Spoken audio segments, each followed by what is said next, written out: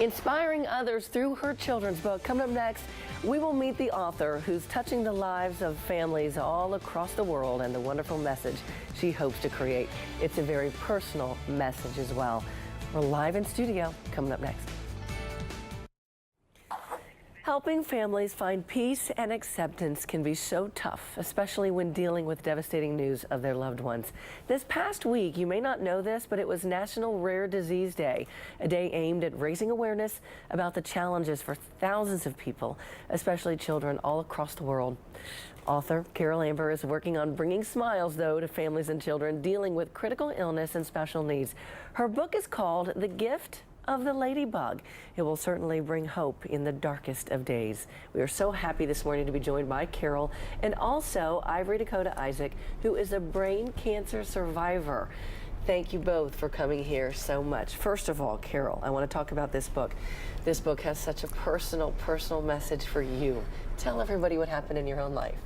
Sure. So, this one started with my baby boy TJ, and about 5 years ago he passed away of a rare disease called Lee syndrome. It was a genetic condition, and they sent us home from the hospital with this healthy boy, and we thought we were good to go. And about 6 months in, his head control wasn't quite there, and I kept thinking, this isn't right, this isn't right.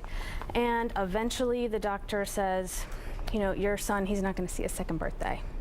So how hard was that for your family? It was like a Mack truck. I mean, it was absolutely horrendous. But you know what? On the way home from that conversation, I was sort of just reeling, and I don't know if I was blinking or breathing, and I had this story flash in my head, like in an instant. And it was just as we were in a circle in the doctor's office, all of my family, hearing this news, it was these big, strong horses in the same circle. TJ was in the middle. It was this little ladybug in the middle, and the horses were crying because they learned this ladybug was gonna live a short life. But the ladybug says, "Look, that's me. I'm a ladybug, and that's who I am. And I only know how to be a ladybug. I don't know how to be a horse."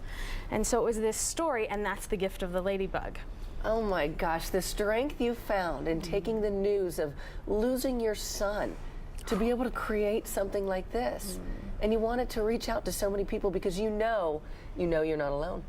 That's the truth, right? And you brought Ivory here with us. That's right. So we have had so much fun.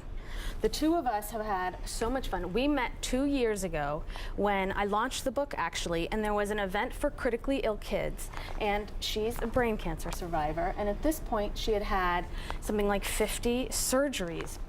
She had 50 surgeries. She goes into the other room to read the book when it was an indoor play event with a kid again, actually in Columbus. Oh, I love that program. I know, so great. And so she read the book, and she tells me later that it gave her the courage to go up the stairs for the first time in 4 months.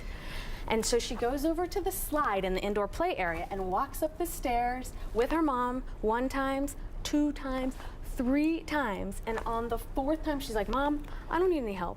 And she goes up to the top of the stairs and says, "Mom, this is my time to fly." Aww. And was able to play and have fun. Ivory, why? What was it about this book that really inspired you so much? I don't know. You don't know? But it did inspire you, didn't it? And you're doing great. You're feeling so much better, aren't you?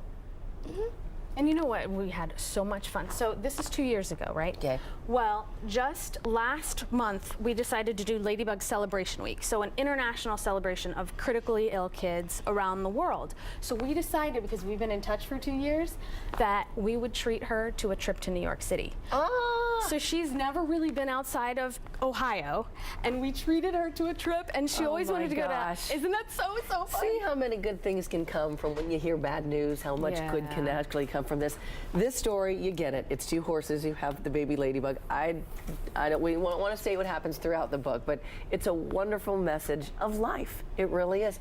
Part of life is dealing with death. If someone would like to get a copy of this book, Carole, how do they do that? GiftOfTheLadybug.org or Amazon. Okay. Thanks to both of you so much. And the difference, I hope you know the difference you're making. That's true. In so many other lives. And Carole, obviously the book is doing wonders. Thanks to both of you. Thanks for driving in the snow, coming over here. And we'll be right back, everybody.